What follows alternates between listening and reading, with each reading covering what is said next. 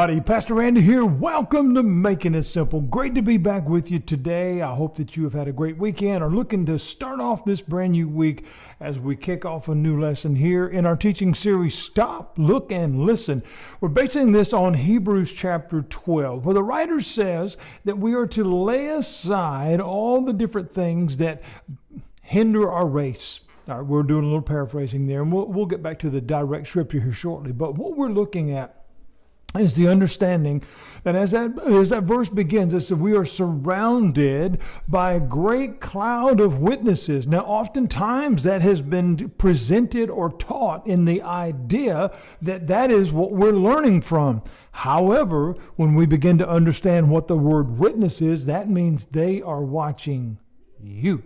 And so what we need to understand is this is not about a judgment thing, but rather, what am I presenting? And so therefore the writer is saying, put aside anything that is causing you to not be able to run that race well.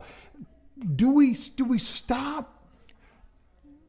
As we're looking at the idea and the understanding of stop, looking, and listening, do we stop to consider what our walk, what our presentation, what that looks like? Do we stop to consider, is there stuff preventing my ability to run this race, which is life, with endurance?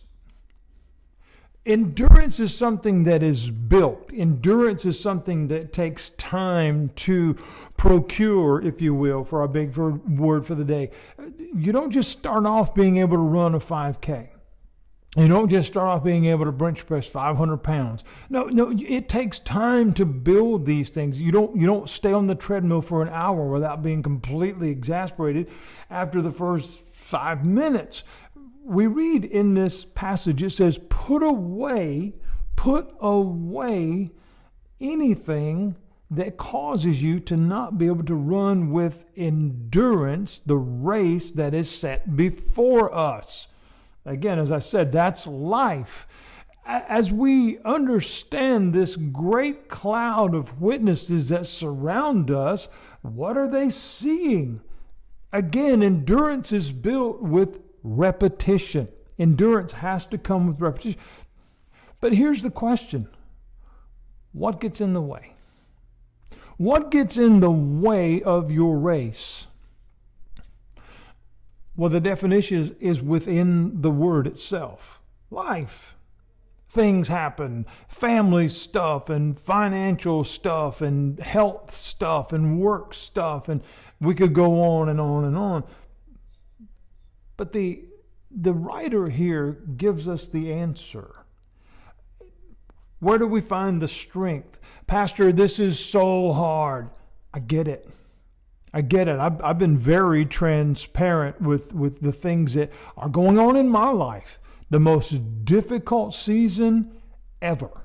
In 55 years, the most difficult season ever, bar none. Regardless of any personal struggles that I have gone through, most of them by my own doings, this season right now is the most difficult one. Where do we find our strength? Where do we find the ability to keep going? Where do we find the drive, if you will? And it comes in verse 2 of our text, which says, keep your eyes on Jesus. What?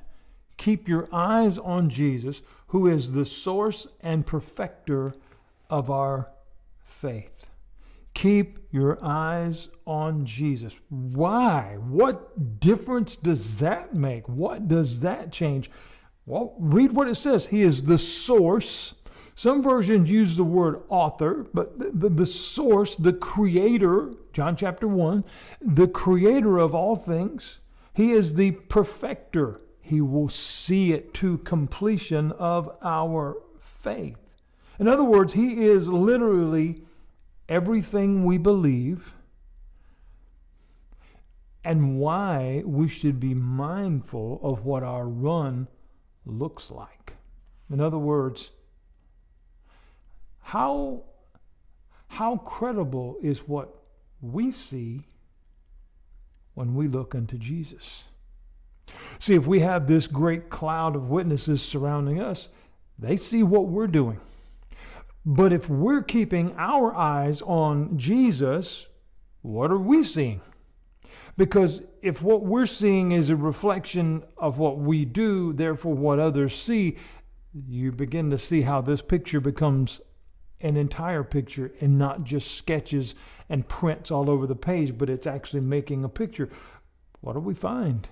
What do we see? We read here, he is the source, the author, if you will, of our faith. In other words, he sets all the examples.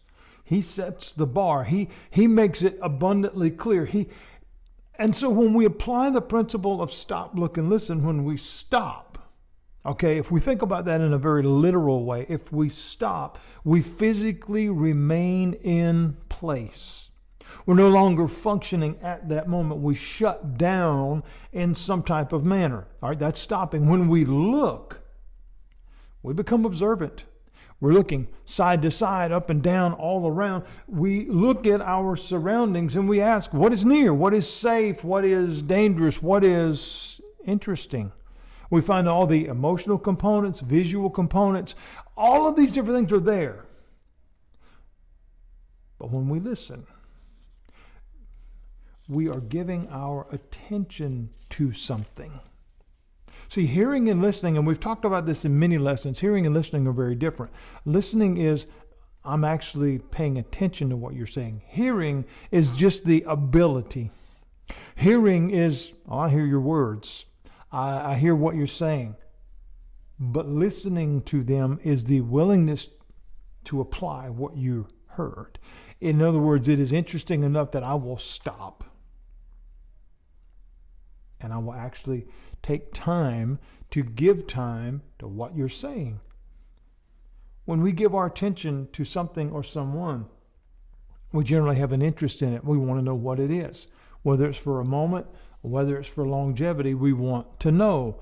If we apply that statement to keeping our eyes on Jesus, this passage taken from Hebrews chapter 12, we quickly see how it all comes together, okay? Because Jesus directed something very, very clearly. He said, follow me. How do we tie that to this lesson? Well, if we do that, if is the key word. If we follow him, then we stop going down the road that we were going. We find an improved direction, a willingness to understand that where I'm going might not be the right road. That's why he says, follow me. I'll show you something better. We understand his example. If we stop, if we look at what it is that we see through him, if we listen to his words, if we begin to apply that and understand, wait a minute, he is the author, the creator, the designer of what we believe. And why? John 3:16, it's abundantly clear, friends. He came to give us the gift of salvation. And he says, all who believe, all who believe. Now, I know that ruffles the feathers of our predestination people, but that's hogwash. Here it's very, very clear. Are you understanding what I'm saying? Are you listening to what I'm saying? That's what the author is telling us to do. Keep your eyes on Jesus. That's very, very clear. Are you listening? Are you stopping? Are you looking? All who believe, he said, would not perish but have everlasting life. John chapter 10, he came to give life and it more abundantly. Again, this speaks of now and later. Keeping our eyes on Jesus. So when we do that, what do we find? Strength. We find comfort. We find endurance. We find answers. That's the answer, friend. It all points to Jesus. And every lesson that we give here at Making It Simple is that it all points to the answer. Not just an answer, but the answer. And here, how does this help us? It allows us now to run the race that is set before us. Does that mean the race is still not difficult? Does that mean that we still don't get hot and sweaty? Does that mean that we couldn't still twist our ankle? No. No, but it gives us the endurance, which is the ability to keep going even in the pain, even in the difficulty, even in the strenuous nature of it. Because if we're keeping our eyes on Jesus, the key word there being keeping meaning consistently. Why does that matter? You have to come back tomorrow and join me for the next lesson, and I'll tell you. God bless you, friends. Have a great day.